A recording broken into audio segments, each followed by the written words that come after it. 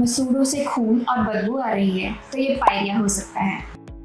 Hello, I am doctor हकीकत कौर और आज हम बात करेंगे पायरिया के बारे में। तो पायरिया क्या है? हमारे दांतों को मसूड़ों ने कवर कर रखा है और इन मसूड़ों की बीमारी को हम पायरिया बोलते हैं। पायरिया में होता क्या है, इसके हमारे लक्षण क्या हैं और इसका ट्रीटमेंट क्या है, आज हम वो जानेंगे।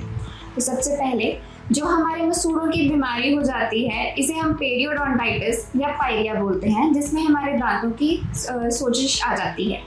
अब इसके लक्षण क्या हैं? इसमें हमारे जो सबसे पहला लक्षण आता है वो आता है ब्लीडिंग। हमारे ब्लीडिंग आनी शुरू हो जाती है गम्स में से, साथ में ही इसमें हमें स्वेलिंग देखने को मिलती है और एक रेडनेस देखने को भी हमें मिलती है। इसके साथ साथ हमारे मुंह से दुर्गंध आनी भी शुरू हो जाती है। साथ ही में अगर आपके दांत हिल रहे हैं तो इसको भी हम पायरिया के लक्षण में बोलते हैं। अब इसके लिए आपको करना क्या चाहिए? सबसे पहले तो आपको अपने डेंटिस्ट के पास विजिट करना चाहिए। जल्द से जल्द जब भी आपको ये लक्षण देखने को मिले तुरंत उसी टाइम पे अपने डॉक्टर के पास जाएं और अपने दांतों को चेक करवाएं। इसे नज़रअंदाज बिल्कुल ना करें। एक बार अगर ये बीमारी बढ़ गई तो इसका कंट्रोल और इसका ट्रीटमेंट इतना इफेक्टिव नहीं होता जितना कि इसका हो सकता था। सबसे पहले तो इसके कॉज क्या होते हैं? अब इसके कॉज में जब हमारे दांतों पे हमारा टार्टर या प्लाक लग जाता है तो उसकी वजह से हमारे उस दांत के आसपास बैक्टीरिया की ग्रोथ बढ़ जाती है और उस बैक्टीरिया की ग्रोथ की वजह से हमारे मसूड़ों में सोजिश आनी शुरू हो जाती है और वहाँ इन्फेक्शन हो जाती है। इसकी वजह से पायरिया बनता है। अब ये जो हमारे बैक्टीरिया हैं ये हमारे दांतों के ऊपर सीमित नहीं रहते, साथ ही में ये उनके अंदर जाना भी शुरू हो जाते हैं, जिसकी वजह से हमारी जो ये बीमारी है ये बढ़ जाती है और इसका ट्रीटमेंट उतना ही मुश्किल हो जाता है, पर इसका ट्रीटमेंट संभव है। इसके लिए सबसे पहले आप अपने डेंटिस्ट के पास विजिट करें। डेंटिस्ट के पास जाकर आप अपने प्रॉपर चेकअप करवाएं। इसे बिल्कुल भी नज़रअंदाज ना करें। जितना आप इसे नज़रअंदाज करेंगे उतना ही इसका ट्रीटमेंट मुश्किल होता जाता है, क्योंकि लेटर स्टेजेस में इसका ट्रीटमेंट उतना ही एक्सटेंसिव होता जाएगा। तो सबसे पहले जब आप अपने डेंटिस्ट के पास जाएंगे अपने दांतों की सफाई करवाएं। अगर आपके दांतों पे थोड़ा सा भी प्लाक या टार्टर है तो उसे रिमूव करवा दें, क्योंकि थोड़ा सा ही बढ़ के आगे इस प्रॉब्लम को राइज देता है। तो स्केलिंग या फिर टीथ क्लीनिंग में हमारे दांतों के ऊपर जो टार्टर या प्लाक है उसे रिमूव किया जाता है। अगर तो ये प्रॉब्लम एडवांस स्टेज में जा चुकी है तो हमें दांतों के ऊपर ही नहीं मसूड़ों के अंदर से भी साफ करना पड़ता है। तो उसके लिए हमें डीप स्केलिंग की ज़रूरत और रूट प्लेनिंग की ज़रूरत भी पड़ती है। साथ ही में हमें कई बार मसूड़ों पे कट दे के वहाँ पे अच्छे से सफाई करके फिर से उस मसूड़े को बंद करना पड़ता है, जिसे कि हम फ्लैप सर्जरी भी बोलते हैं।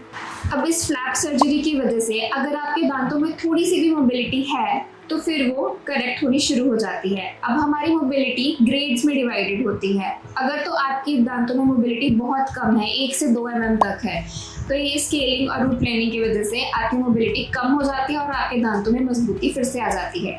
बट अगर ये जो प्रॉब्लम है ये ज़्यादा एडवांस हो चुकी है, बोन तक पहुंच चुकी है, बोन का लेवल डाउन हो चुका है, तो इसमें मोबिलिटी कई बार नहीं आती। बट एक चीज़ तय है कि आपकी अब आज तक जिस लेवल पे आपकी बोन का लेवल है और आपकी दांत की मोबिलिटी है वो इसके आगे प्रोग्रेस नहीं होगी, उस जगह पे रुक जाएगी। तो इसके लिए आपको इस बात का ध्यान रखना है कि ज़रूरी नहीं है कि अगर आपकी मोबिलिटी बिल्कुल ज़ीरो पे आके बंद नहीं हो पा रही तो आप इसका ट्रीटमेंट नहीं लेंगे। जी नहीं, आपने इसका ट्रीटमेंट बिल्कुल टाइम पे लेना है ताकि ये आगे और डेवलप ना हो जाए और आप इसको एक टाइम पे कंट्रोल कर सकें और ये आगे जाके बहुत ज़्यादा सीवियर चीज़ में ना डेवलप हो। फ्लैप सर्जरी में साथ ही आपको मेडिसिन और कुछ टूथपेस्ट और माउथ वॉशेस भी दिए जाते हैं, तो उनका आपने अच्छे से इस्तेमाल करना है। जितना आपको नियमित टाइम पे बोला गया है उनको साथ में यूज़ करना है। ये हमारे बैक्टीरियाज की ग्रोथ को और रोकते हैं और साथ में वहाँ पे हमें सफाई रखने के लिए भी ये हेल्पफुल रहते हैं। अब इन मेडिसिन की वजह से, फ्लैप सर्जरी की वजह से और आपकी दांतों की सफाई की वजह से आपके मसूड़ों की हेल्थ और ज़्यादा सुधरनी शुरू हो जाती है। तो इसलिए टाइम से ही अपना ट्रीटमेंट करवाएं और इस चीज़ को बढ़ने से रोकें। जब आपकी स्वेलिंग होती है मसूड़ों के आसपास तो वहीं पे हमारा टार्टर जहाँ फंसता है तो उसकी वजह से दांत के बीच में और मसूड़े के बीच में एक पॉकेट डेवलप हो जाती है उस पॉकेट में कॉन्टिन्यूस खाना फंसने की वजह से हमारे वहाँ पे बैक्टीरिया की ग्रोथ और बढ़नी शुरू हो जाती है।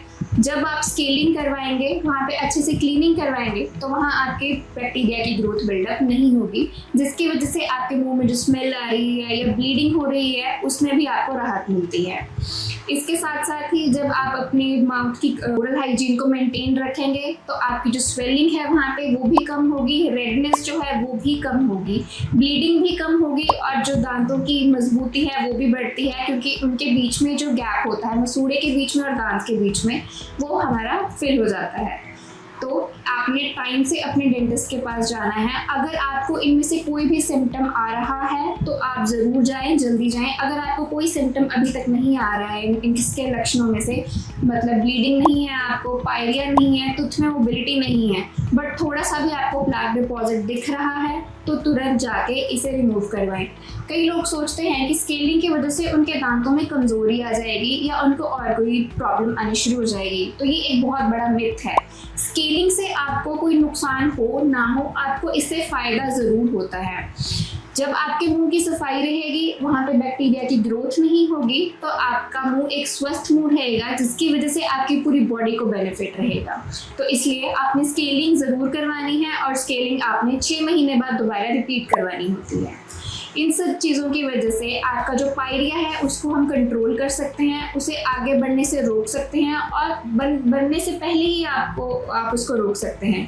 तो आपने रेगुलर डेंटल विजिट ज़रूर करवानी है अपने डेंटिस्ट के पास।